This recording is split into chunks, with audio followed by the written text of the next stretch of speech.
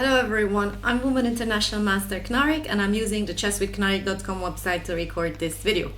In this video, we're going to see how we can, in complicated positions and positions that are not so good for us, we can try to trade pieces, go to an endgame that's more favorable for us. Here, if we compare the position, we can see that black is a pawn down. Black has 4 pawns, white has an extra pawn that's on h2. If we count them, we have 5 against 4, and the remaining pieces are the same. We have a rook and a queen. Each one of us has a queen, and we have a knight versus a bishop. Now here also, if we compare the kings, we can see that our king is in the middle of the chessboard, which means that this king is not so safe. It's true that it's not so easy for white right now to check our king. All these squares, they're not possible for white to check. But after all, our king is in the middle of the chessboard, and there are 3 strong pieces around our king, and in time white will find a way to attack our king, and it's not going to be safe to be in the middle.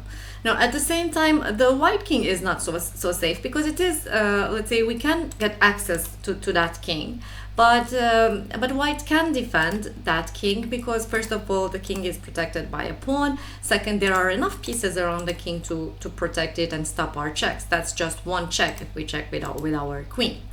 Now, what's the reason that would make me think to trade pieces and go to a pawn endgame?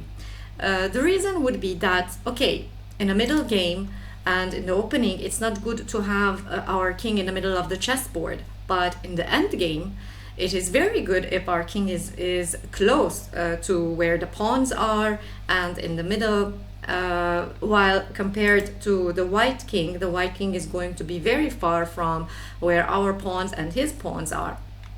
So here, but how can we trade all the pieces? Here, of course, we can directly, let's say, capture the bishop. So we can trade the knight for the bishop anytime we want. But if we do it right now, white is going to capture with the queen, start checking. That's too dangerous, and definitely we're gonna end up being either checkmated, or the least white can do is capture some pawns with checks, and it's not going to be good for us. So, but we can keep this option in mind for later. Whenever we want, we can capture this bishop for sure. Now, another thing that we can see is that, yes, we can do this check from e1 with our queen. And the only way for white to defend is going to be blocking with the queen, which means that we also are able to trade queens anytime we want. We can trade queens and trade the knight for the bishop. But this also means that we will have to play a rook endgame. After the queens are traded and the knight is traded for the bishop, we're going to play a rook and pawn endgames. And this is not easy to play, even if our king is close and maybe we will get a pawn and pawns are going to be equal. But because in rook endgames, the rooks can cause a lot of trouble, can keep on attacking our pawns, can keep on checking our king. So it's not going to be easy to play that endgame as well. I want to go to a pawn endgame, only pawns, where having the advantage of an active king is going to make the biggest difference. But at the same time, we cannot go to a pawn endgame where we have less pawns. Most of the time, that's not going to be good for us. So how can we from here transpose to a pawn endgame, even trade the rooks? Okay, because we found out a way to trade the queens and find out a way to trade the knight for the bishop, but we still have rooks on the chessboard. We need to find a way also to trade the rooks, and that comes from here, this sacrifice. We sacrifice our rook for the pawn that's on h2. White king is going to capture. That's the only move, because the queen cannot capture. That's illegal, because we're pinning the queen to the king. So here the only move for white will be capturing with the king. And what can we play here? We just gave up a rook for a pawn. What we can play is we can try to check from h4. It's true that the queen is defending the rook, but not for long, because here the white king needs to move away and will be blocking the king. We call this interfering. The king is interfering between the queen and the rook that the queen was defending. And here we will be able to capture the rook with a check. And in addition to that, we can also trade queens. And after trading queens, which is again with a check, we know that we could also trade the bishop. So what happened here? When I sacrificed my rook, I sacrificed it for a pawn, but then I captured the rook back, my opponent's rook back, and traded queens, which means that after all these exchanges, I also won the pawn that was on h2. And here we reached the pawn endgame, which is what we wanted. We have equal number of pawns, but with the advantage that our king is close to the white pawns, and in addition to that, we also ruined the pawn structure that white had. Now white has double pawns on the d file, and we can easily capture the one that's on d5. For example, here with the black pieces, we can just move to d6. We want a pawn. There is no way that white can defend this. This pawn. So we will be able to capture it on our next turn. Here, if white king moves to f2, we can just capture the pawn.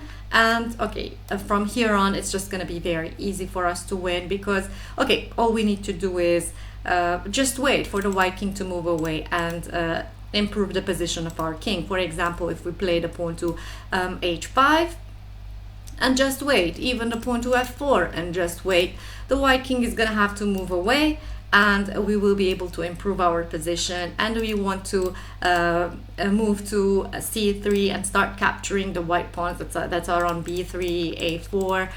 White is going to stop us with their king, but not for long, because we have our extra pawn that we can use to gain time. We can push the f pawn, and black cannot stay with their pawns for a long time. For example, one way to win is we can just push this pawn one more time, and this means that the white king has to stay in the square of this passed pawn. And for example, here the move should be king to d2, and if we push one more time, white king has to go to e2 to try to stop the passed pawn that's on f2, and we will be able to move to the other side of the chessboard.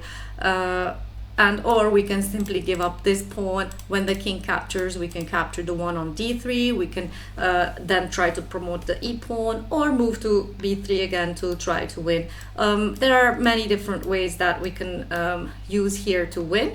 Of course, we should be careful not to allow white to have any chances. But here, there's no way that white will make it, because okay, for them to be able to push their pawn, they need to also capture our pawn that's on c5. Even if we give it up, it's going to be, of course we can defend it, but even if we give it up, we're going to be way ahead in promotion, and we can just win this game very easily with a queen. We can win this endgame even if the white pawn had reached the 7th rank and the king was right next to it. We could still win it, and we have a video that shows how we can win that endgame.